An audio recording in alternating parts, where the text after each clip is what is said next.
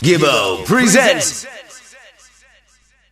It's Gibbo, and right now I'm joined by the man who defeated and dethroned Kiprich at Sting on Friday morning to become the new Sting Clash champion.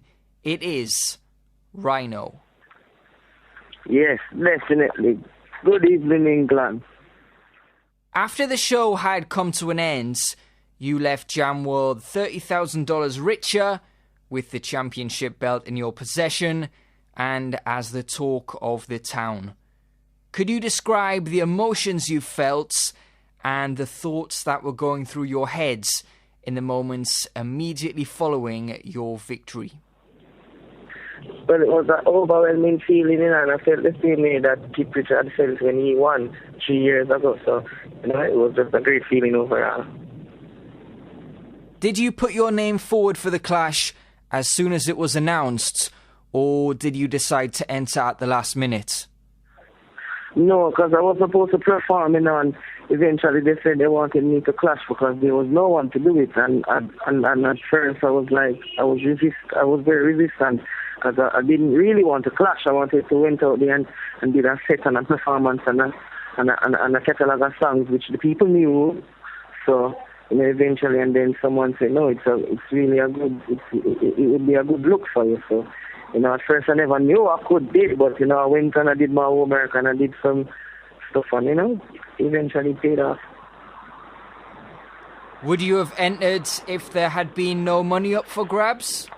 Yes, man, definitely, man, because it's just love for music, that I have, I understand it's just attitude that I have towards music growing up, so, it's just a natural love and the ability to just hear a rhythm and freestyle, and, that's just me from high school coming up, beating decks to clashing in bin shells, and so for me out there clashing with Kiprich, and everybody knew that everyone know that me and Kiprich are good friends, so for me up there doing that is just like fun. It's like, it reminded me back, it took me right back to high school in memories, so it was really a great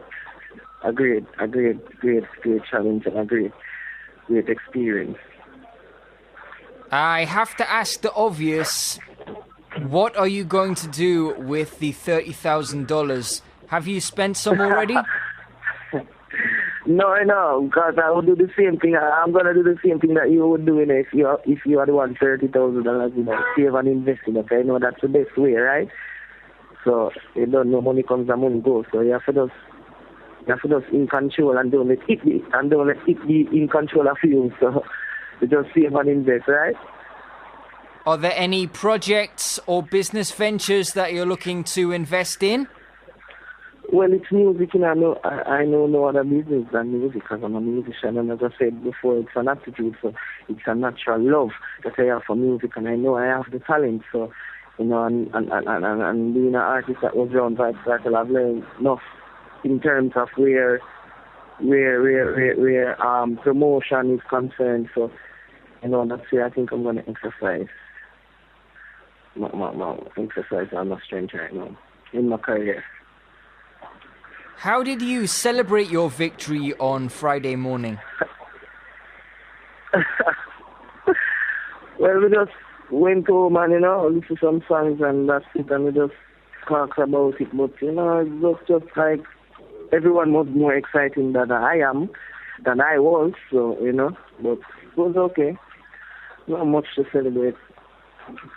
Did it take a while for the victory to sink in and to seem real?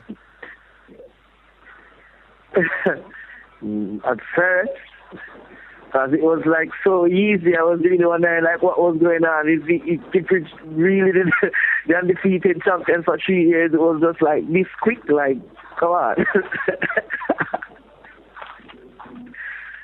You knew to win the clash, you had to defeat Kiprich, who was the defending champion. When did you start preparing for the clash and thinking about how you were going to defeat him, and what did your preparations consist of? Well, I wouldn't say really prepared now, because at one moment I was just relaxed and saying, well, I was just gonna go there, and anyway, it turned out. I knew that he would say stuff. I was looking forward for him to say stuff that I could just counteract right there and then, in which it happened with some of the lyrics. Like I only sang one song that I wrote for him, you know, one off the song that I had wrote for him. So, and like the songs that I really had for him, there was like in the splits of a second in one day, the same day eventually, at the same day that the event was. You know, so it was really not. It wasn't really not hard. You get me? It was just right off the top. He said something, and then I had an idea. I just bring it right there to him in melody. Did you study his past Clash performances to analyse how he had defeated his previous opponents? Yes, and I did. You know, I had to.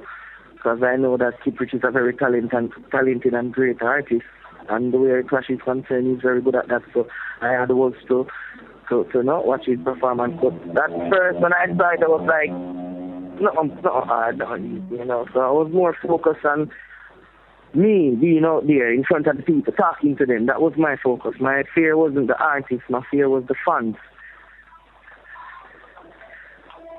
Some people have speculated as to whether Kiprich knew that you were going to be clashing him and that the whole thing had been pre-organised or arranged.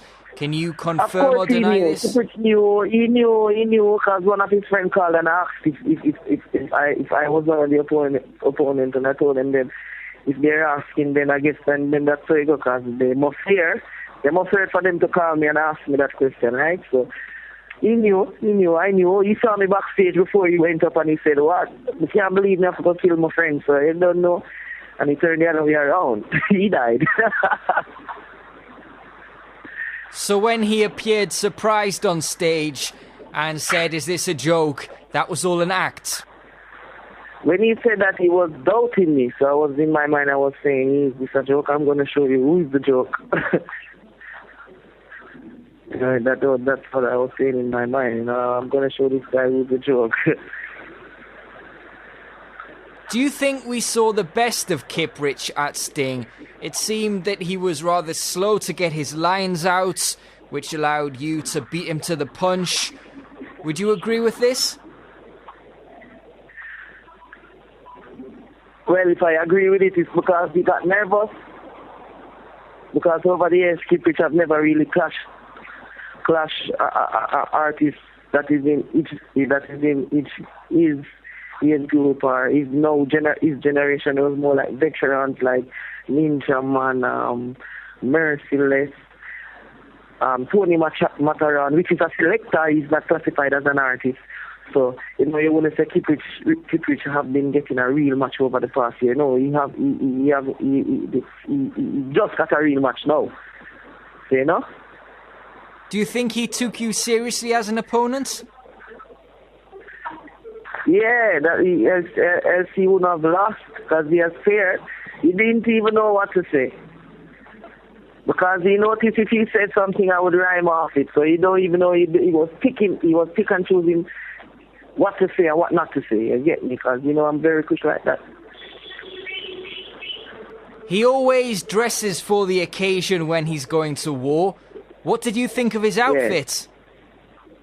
Yeah. Big poodle dog. Yeah, I'm not sure. I don't know what you think about it. The same thing you think about it, I think about it. Is that fair to say we'll never see you come out in the camouflage tassels? No, I came out as a real gringo, you know? When did you sense victory? Was there a point during the clash when you knew that's it, the cash prize and the belt are mine? Well, the moment the crowd said Ryno, I knew that I was the champion, and I knew that the moment going out there, I knew I would win, because I know what I could do from what I could not do. I know what Kiprich could do from me, what he can. He know what I can do from what I can't do. So, I don't know, it's like I was looking to get a real challenge, and I didn't get that. It was just, you understand? Did you think that there was a possibility? So they have to send about the artist next year. Did you think that there was a possibility that someone else was going to come and challenge you after you defeated Kiprich? Yes, I thought that, but I thought it would be, a more established artist. I saw they brought on to a known artist, which, I never really wanted to, but... You said earlier in the interview that they couldn't find anyone else who was willing to clash Kiprich. Did this surprise you? No. Why? No, because he'd been... Me. Was that because he'd been so dominant in past appearances at Sting? Yeah, probably. A lot of the guys are afraid of Kiprich, but I am not. I ain't afraid of nobody. After last year's Sting, a lot of people were mentioning your name in a negative light.